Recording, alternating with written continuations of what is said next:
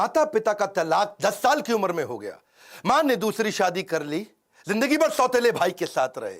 आस पड़ोस के बच्चे चिढ़ाते तंग करते रहे, अपनी खुद की गर्लफ्रेंड छोड़ के चली गई, जिंदगी भर अकेले रहना पड़ा। जब अमेरिका गए तो बर्तन धोते रह गए। नमस्कार, मैं Vivek Bindra, founder and CEO बड़ा बिजनेस.com। बॉलीवुड की कहानी नहीं है ये कोई, वापस आ चुका हूं पूरे जोश के साथ। इस बार बात करूंगा रतन टाटा पे। बहुत कमेंट्स किए थे आपने, रतन टाटा सर, रतन टाटा, रतन टाटा देश के रतन, रतन टाटा। इससे पहले भी मैंने अटल बिहारी वाजपेयी, अब्दुल कलाम, नेताजी सुभाष चंद्र बोस और बॉलीवुड पे 4 केस स्टडी दी थी। चारों का व्यूअरशिप मिलियंस में गया है। खड़ा हो चुका हूं, अब कोई वीडियो बैठ के नहीं बना रहा हूं, पूरे जोश के साथ आ चुका हूं। अगर आप थोड़े नीचे कमेंट बॉक्स में बताओ, Steve Jobs, Mark Zuckerberg, Mukesh Ambani, Sardar Patel, और अगर 5 लाख लाइक दिए ना तो मजबूरी का नाम महात्मा गांधी भी बना सकता हूं। क्यों कहते थे मजबूरी का नाम महात्मा गांधी? अब वीडियो मिस मत करिएगा, नई नई लर्निंग दे रहा हूं आपको। सही कार्य करने के लिए समय हमेशा ही सही होता है। कौन थे Ratan Tata? Industrialist, investor, philanthropist, कोई ट्रेंड पायलट, पद्मश्री, पद्म विभूषण? कौन थे?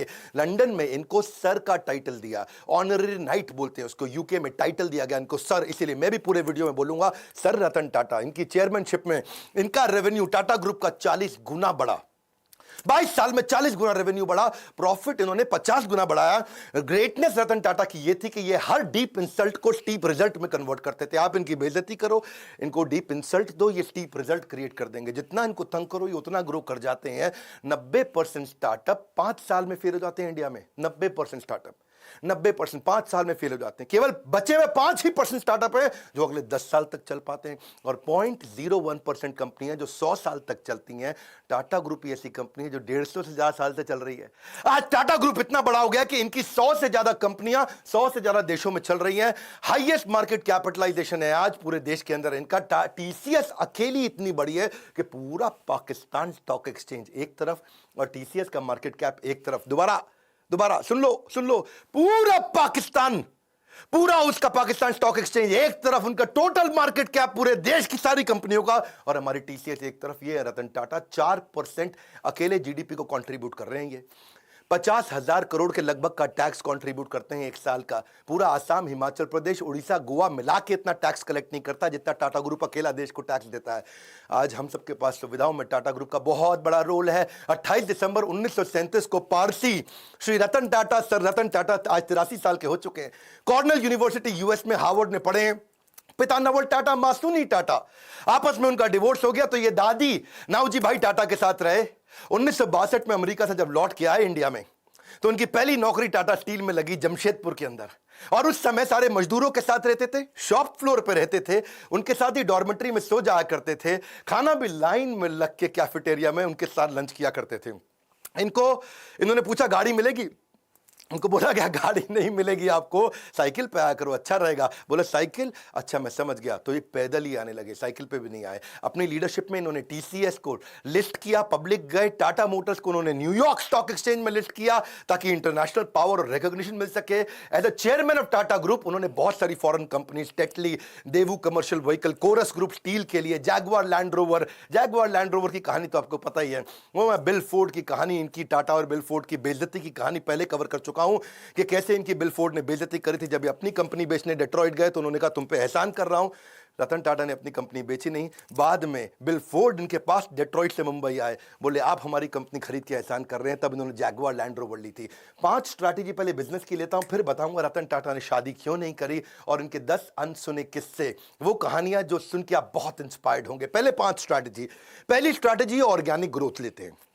ऑर्गेनिक मतलब जो अपने आप मिल सके, नई मार्केट, नई टेक्नोलॉजी, नया कस्टमर, नई मार्केट, नई टेक्नोलॉजी, नया कस्टमर, ढूंढते रहो।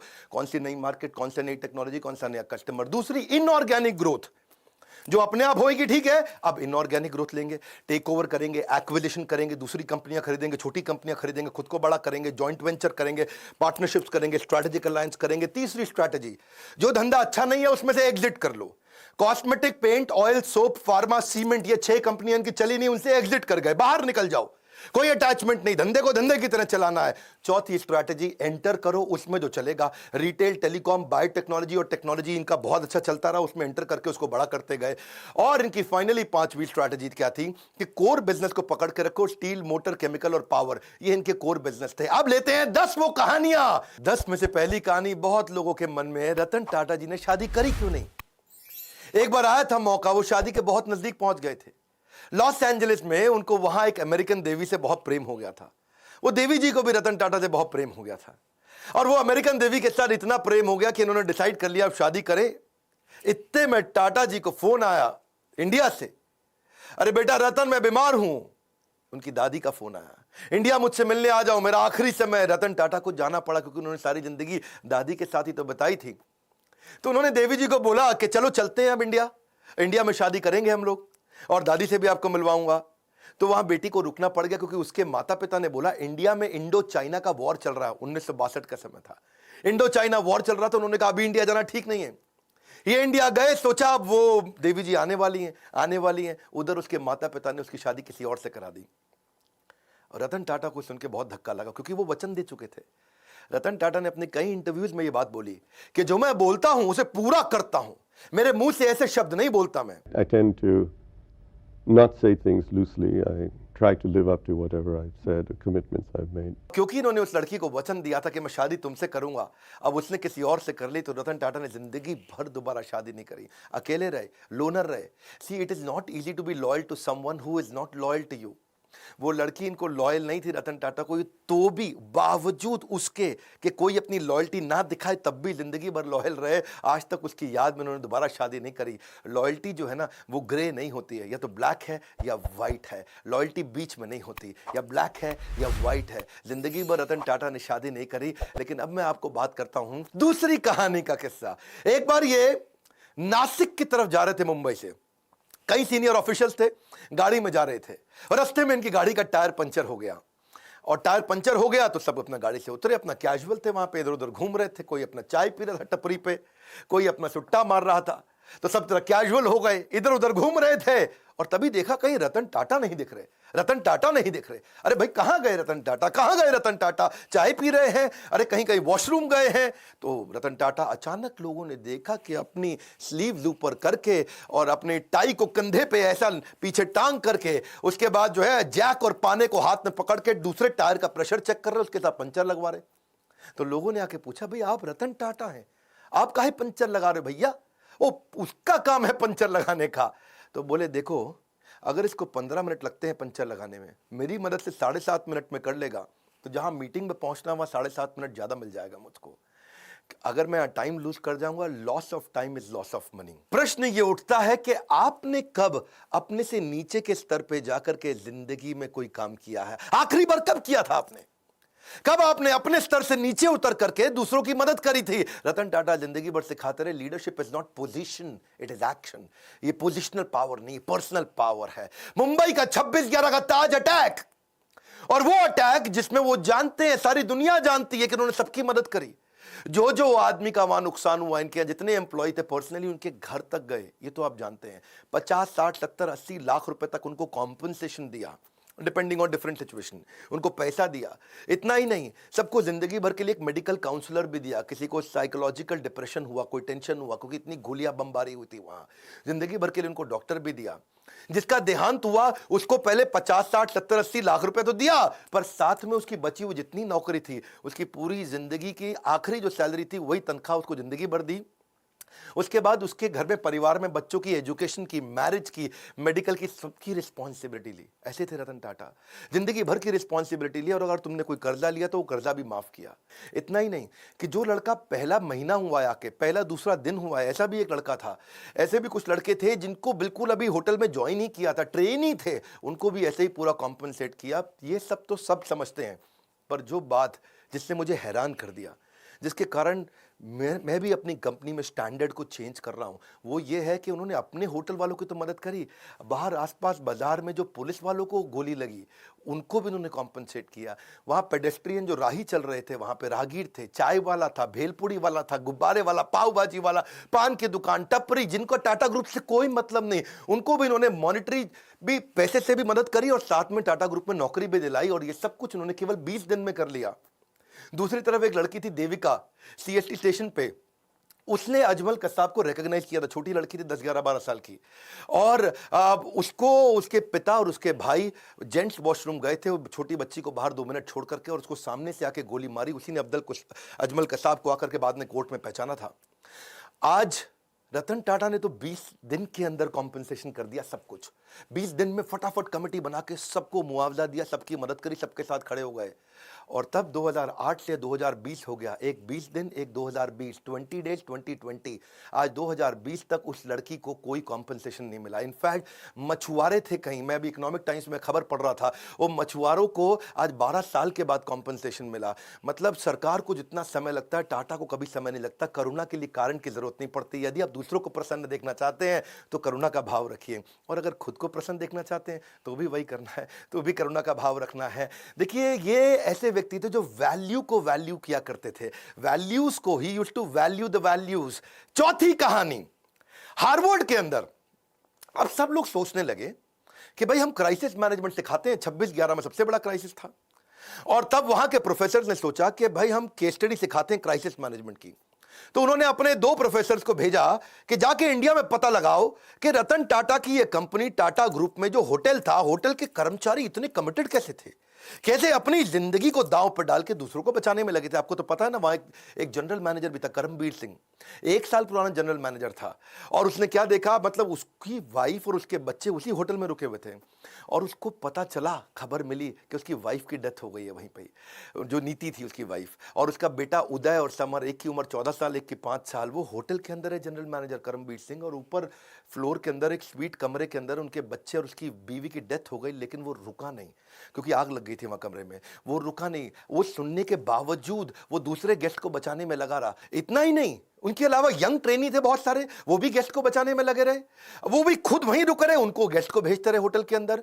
टेलीफोन ऑपरेटर फोन करके बता रहा है कि अब निकलो, अब रुको, अब निकलो, अब रुको। रिसेप्शनिस्ट जो स्टाफ थी वहां पे, वो भी ह्यूमन शील्ड बना बना करके गेस्ट को निकालने में लगे हैं। सब लोग हैरान थे। हार्वर्ड बोला कि यार एम्प्लॉइज में ऐसा है क्या, इनके ये क्या भरते हैं, कौन सा इंजेक्शन लगाते हैं कि इनके एम्प्लॉय कोई आर्मी के अफसर थोड़ी है कि अपनी जिंदगी दांव पर लगा दी। भाई सबसे पहले तो आदमी अपने को बचाता है, खुद निकलता है। लेकिन इनके सारे एम्प्लॉय, ताज मालदीव्स का भी था ना ताज, वहां पे भी सुनामी आया था 2004 में, उधर भी इन्होंने यही किया था। तो वो सोचे कि भाई ताज होटल के एम्प्लॉय ऐसे हैं कैसे। तो देश पांडे और रैना, ये 2 आदमी हार्वर्ड से आए रिसर्च करने इंडिया में।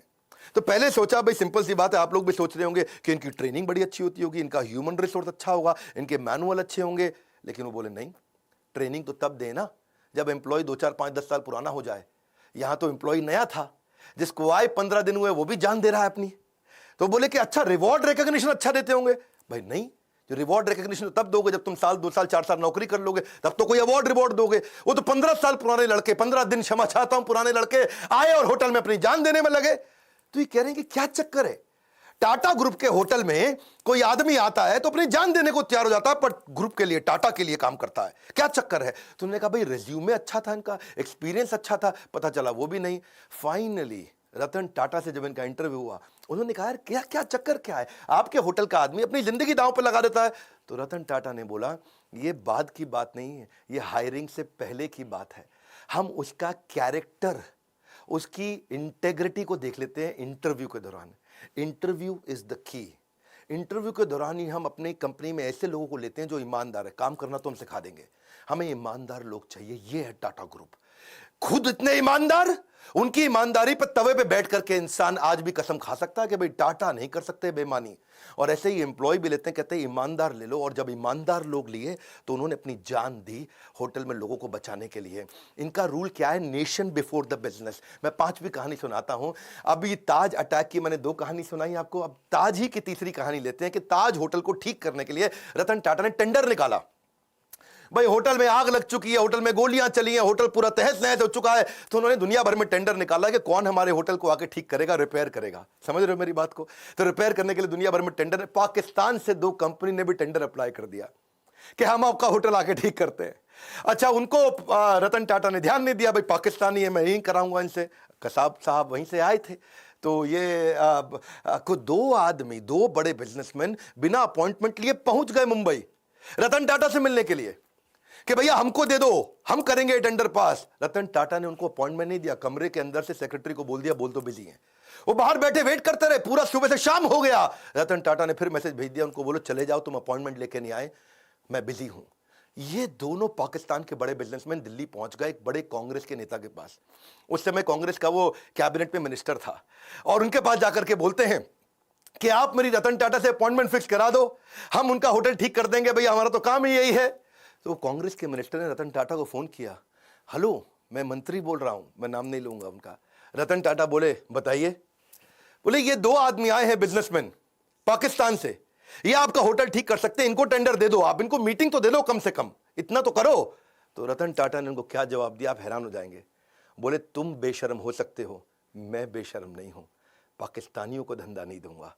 खटाक फोन रख दिया। ऐसे हैं हमारे श्री रतन टाटा। इसी के साथ दूसरी कहानी, और 26/11 के अटैक के बाद पाकिस्तान की सरकार ने उनसे कुछ सैकड़ों हजारों टाटा सूमो को ऑर्डर दिया था। टाटा सूमो उन्होंने कहा मैं पाकिस्तान को नहीं दूंगा, नुकसान बर्दाश्त है लेकिन देश से गद्दारी बर्दाश्त नहीं है। क्विकली छठी छोटी सी कहानी, एक बार एक कॉलेज के चेयरमैन ने उनको इन्वाइट किया कि बड़े फंक्शन में 25वीं एनिवर्सरी थी, सेलिब्रेशन थी। अब रतन टाटा आए हुए हैं, रतन टाटा है भैया, टाटा ग्रुप कंग्लोमरेट। बच्चों में भीड़ भाड़ हो गई, और मैं देखूंगा आगे आऊंगा, मैं देखूंगा आगे आऊंगा। 2-4 बच्चों ने इधर धक्के मार दिए, आगे निकलने के चक्कर में रतन टाटा ने देखा बेचारी एक लड़की नीचे गिर गई। उन्होंने कहा कि आप फंक्शन खत्म होने दो, मैं आपसे मिलूंगा। फंक्शन थोड़ा लंबा हो गया, रतन टाटा जी की फ्लाइट थी और उन्होंने अपनी फ्लाइट मिस कर दी। प्रिंसिपल ने बोला फ्लाइट क्यों मिस कर रहे हैं साहब, बच्चे हैं, क्या हो गया? बोले नहीं, मैंने वचन दिया है, मैं इनसे मिलूंगा, प्राण जाए पर वचन ना जाए। ये कहानियां आपने पहले बॉलीवुड में बहुत सुनी होंगी, लेकिन असलियत में रतन टाटा कहते हैं जो मैं मुंह से निकाल देता हूं मैं करता हूं पूरा। चलो आगे बढ़ते हैं। 7वीं कहानी, रतन टाटा एक पीपल्स पर्सन थे। आपको पता है जब जापानी कंपनी इंडिया में आती है और ऑटोमोबाइल कंपनी लगाती है तो बहुत स्ट्राइक होती है। सुजुकी, मारुति, उनके यहां भी बहुत स्ट्राइक हुई, होंडा के यहां हुई, या कोई भी जापानीज कंपनी होती है, क्योंकि मैनेजमेंट और लेबर यूनियन का आपस में झगड़ा चलता है। लेकिन एक दफा टाटा मोटर्स में भी हुआ, मैनेजमेंट और लेबर का झगड़ा हो गया। वहां पे लेबर ने उनको बोला, उनकी यूनियन ने बोला कि भाई हमको ना यहां पे एक बोनस चाहिए, आप बोनस नहीं दे रहे हैं। वो इतना वायलेंट हो गया कि मजदूरों को भी चोट आई और मैनेजर्स को भी चोट आई, कुछ झगड़ा बहुत बढ़ गया। और लेबर यूनियन कह रही है बोनस तो चाहिए ही चाहिए। अब मैनेजमेंट तैयार नहीं थी बोनस देने के लिए। आप समझना, क्योंकि मैंने तो ऑटोमोबाइल कंपनी में बहुत काम किया है, मारुति ने मुझको हर साल बेस्ट ट्रेनर इन इंडिया का अवार्ड दिया है, तो मैं तो इनको जानता हूं। इनको बोलते हैं basically long term settlement. Long term settlement होता है 4 साल का, जिसमें तय किया जाता है कितना बोनस दिया जाएगा।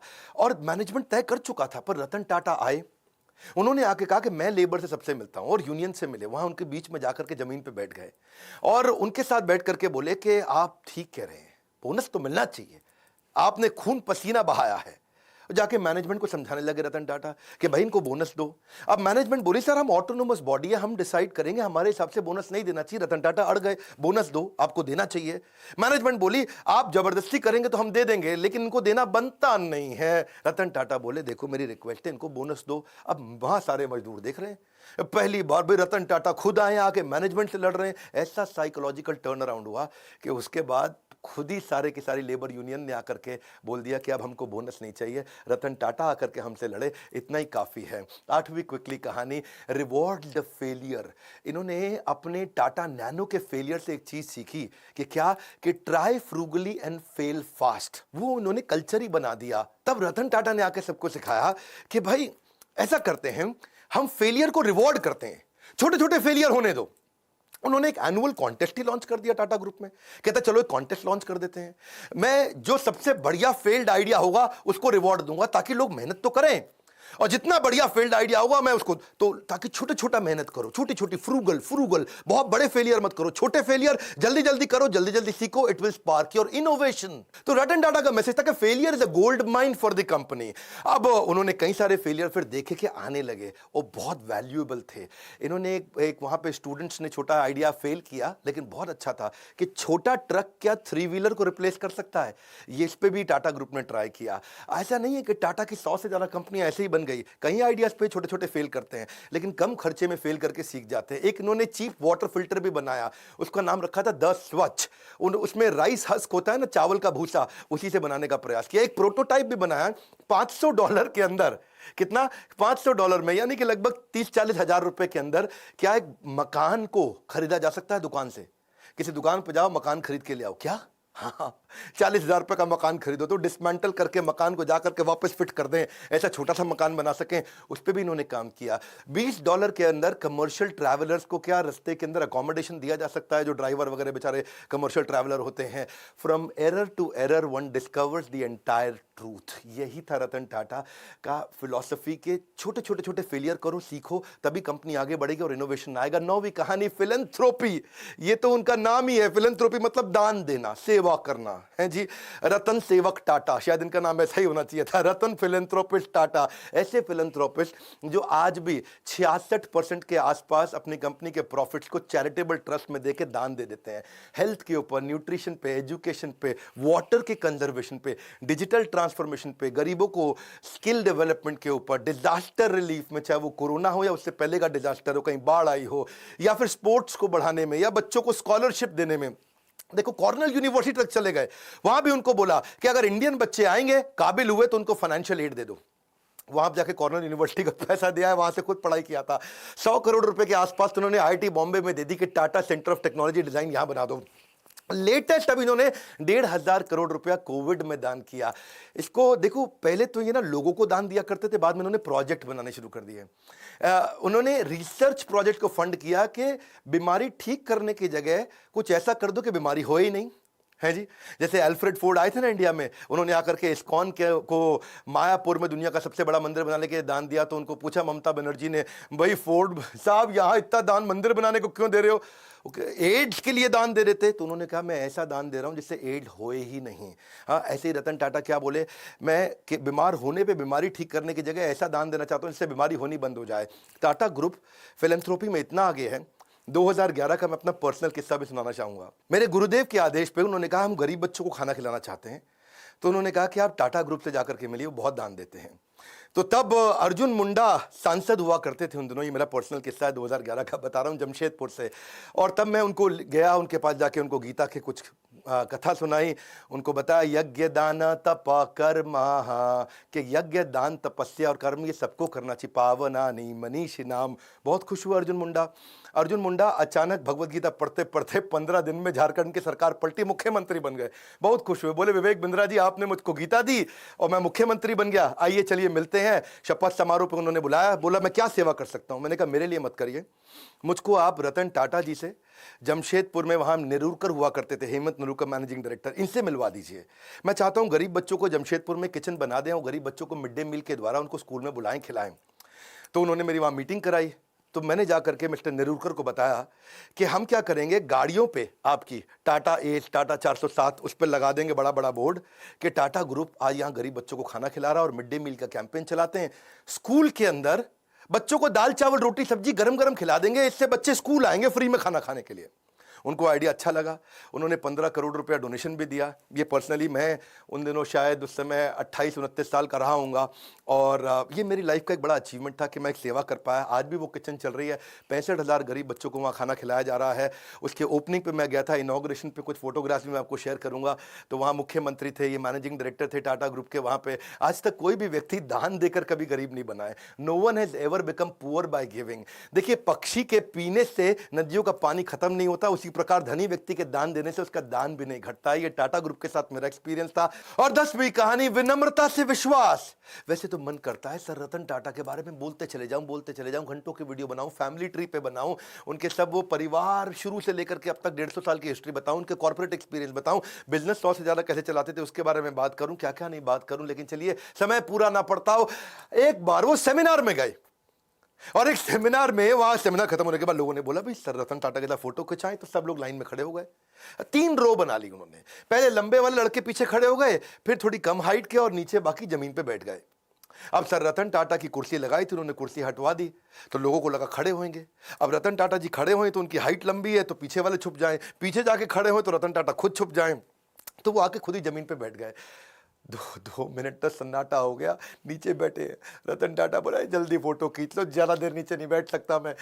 सर रतन टाटा है वो, विनम्रता की मूर्ति, विनम्रता से विश्वास तक। जब श्री नारायण मूर्ति जो कि इन्फोसिस के फाउंडर हैं, जब उनको बोला गया कि आप लाइफ टाइम अचीवमेंट अवार्ड दीजिए रतन टाटा को, और वो जब लाइफ टाइम अचीवमेंट अवार्ड देने गए तो अवार्ड देते ही उन्होंने पहले उनके चरण स्पर्श किए, उनके पांव छुए। ये हमारे देश की सभ्यता है, और सभ्यता से ज्यादा ये स्वयं सर रतन टाटा हैं कि कॉम्पिटिटर भी आके पांव छूता है। आप दोबारा बता दूं, ये टीसीएस चलाते हैं, वो इन्फोसिस चलाते हैं, आपस में कंपटीशन है। कॉम्पिटिटर भी जिसके पांव छुए वो है सर रतन टाटा। कोई भी गाड़ी दुनिया में चला सकते हैं, लंबरगिनी भी चला सकते हैं, लेकिन टाटा की सेडान गाड़ी चलाते हैं। इकोनॉमी क्लास में एयर एशिया के ट्रैवल करते हैं। ट्रस्ट इक्वल्स टू कल्ट, उनका कल्ट इतना ज्यादा है। एक बार क्या हुआ, सर रतन टाटा के 1 मिलियन फॉलोअर हो गए इंस्टाग्राम पे, तो वो इंस्टाग्राम पे आए, सबको धन्यवाद कर दिया कि भाई मेरे 1 मिलियन फॉलोअर हो गए, आप सबका बहुत बहुत धन्यवाद। तो वहीं एक लड़की ने नीचे कमेंट लिख दिया, कांग्रेचुलेशन छोटू। क्या छोटू?